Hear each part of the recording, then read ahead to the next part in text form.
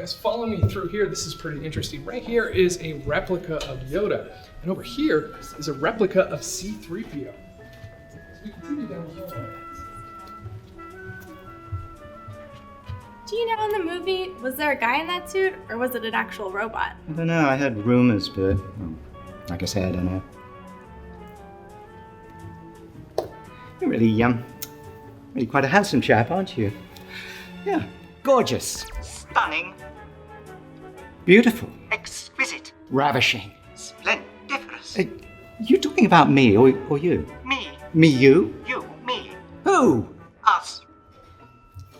Gorgeous.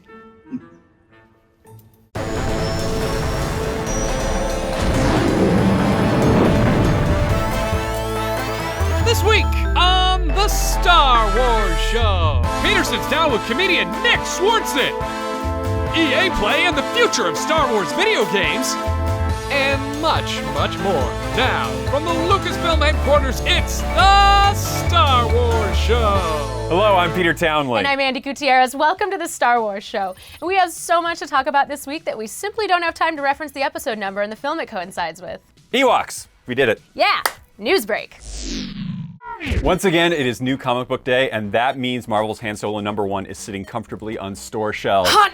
Lando says Han. The comic, written by Marjorie Liu with art by Mark Brooks, chronicles one of the smuggler's adventures post A New Hope before Empire, wherein, spoilers, Han's gruff ne'er-do-well facade is shattered by his inevitable heroic act. In Star Wars television news, LEGO Star Wars The Freemaker Adventure debuted a brand new trailer this week. The new animated series premieres June 20th on Disney XD. But if you want to check out the trailer in its entirety, head to this handy little link after the show.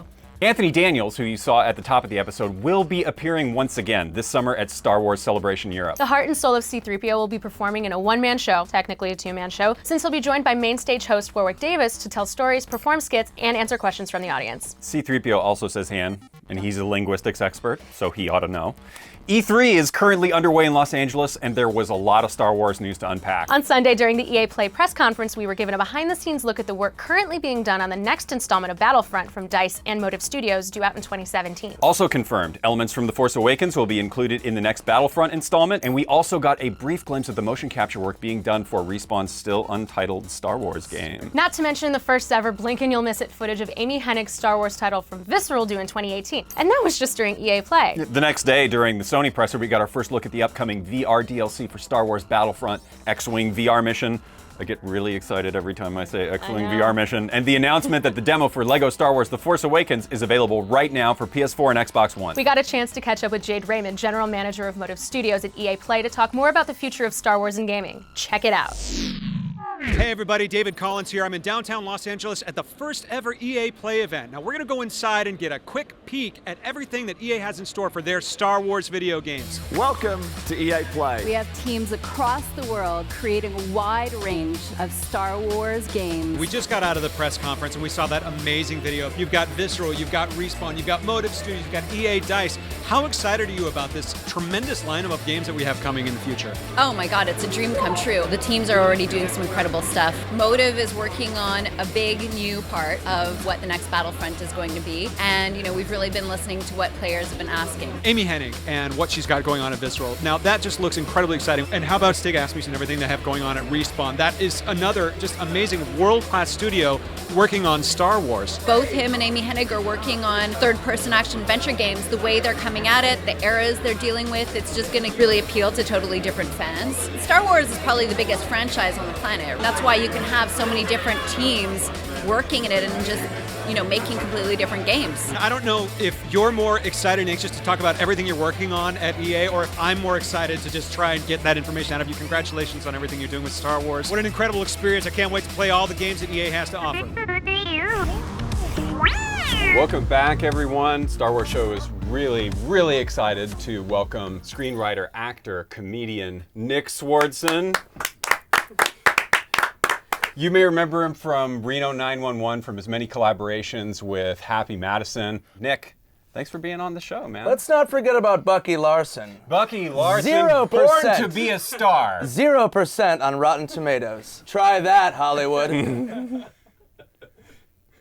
critics, Yes, right? thank you for having me. So this is your first time over at Lucasfilm? Yes. Yeah, and you got the tour? Yeah, it was awesome. Yeah. Man. Very cool. Yeah. I saw that you guys had a hand in Cheaper by the Dozen 2, which that was pretty mind-blowing. That must have taken a decade or so to get those effects down right. It was almost like overload walking around, because it was just, you want a picture every 5 seconds, because there's just so many photo ops and so many different, Boba Fett, and it's like, how do you not take a picture of Boba Fett? Then there's a stormtrooper, then there's a raptor, and it's just my Instagram, everything's just gonna explode. You were very excited for Force Awakens. Were you into it? Yeah, I thought it was awesome. I really, really, really, really liked it.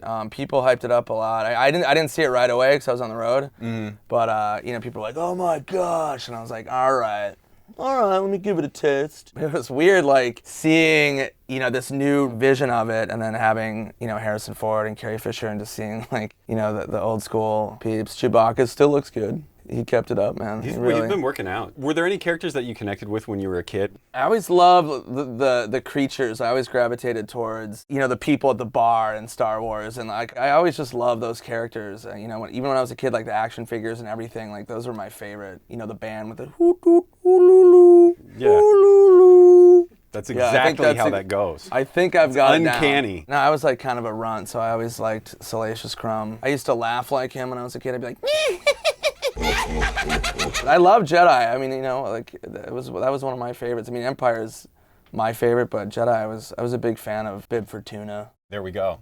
The man right Look there. at that, right there. It's awesome. You gotta love Bib. So switching gears, are you still able to do a lot of stand-up, or is doing film and writing? I kind of juggle all of it. I've got a show with Comedy Central called Typical Rick, so it's kind of I'm kind of trying to juggle as much as I can, which is a little intense because I want to see the sights. San Francisco, okay? Maybe I want to go to Alcatraz. Maybe I don't want to work on my show. Yeah, maybe I want to see the wharf. And then we have a new movie called The Do-Over with me and Sandler, Spade, Michael Chiklis, Paula Patton, Katherine Hahn. Really awesome movie. We've seen it, and it is awesome. Nick, thanks so much for being on the show. Thanks for having me. I really appreciate it. Nick Swardson, check him out in The Do-Over, streaming on Netflix right now. So last week you crossed Fett, and you lived to tell the tale. I can't have opinions. And besides, if you read the comments, a lot of people agreed with me. Ooh. But we did manage to get some pretty killer collections in the process, like Rich Cutter, who has over 100 Fets and counting, or Scott Casanova, whose collection outgrew his home office, had to move into his work office. Matt Booker showed us his collection of over 5,000 Bobas, while Torto Geniali took her Fett fandom to her Fiat. And I'm so sorry, I just totally messed up your name. I think it's Celestin. She's used to it. Well, we're going with a far less controversial ask this week because we want to know what your favorite Star Wars video game of all time is. Republic Commando, off the top of my head. I'd have to say Pod Racer, Shadows of the Empire. Pod Racer's so good! That's where I started. And you can let us know which one is your favorite in the comments or on Twitter using the hashtag #BestStarWarsGame, and we will feature our favorites next week. And as always, remember to like the video, subscribe to the channel on YouTube, like us on Facebook, follow us on Twitter, Instagram, Google+, and for more Star Wars happenings from around the galaxy, check out StarWars.com. Say something about the app. And the Star Wars app as well. And that should cover everything. Thanks. We'll see you next week.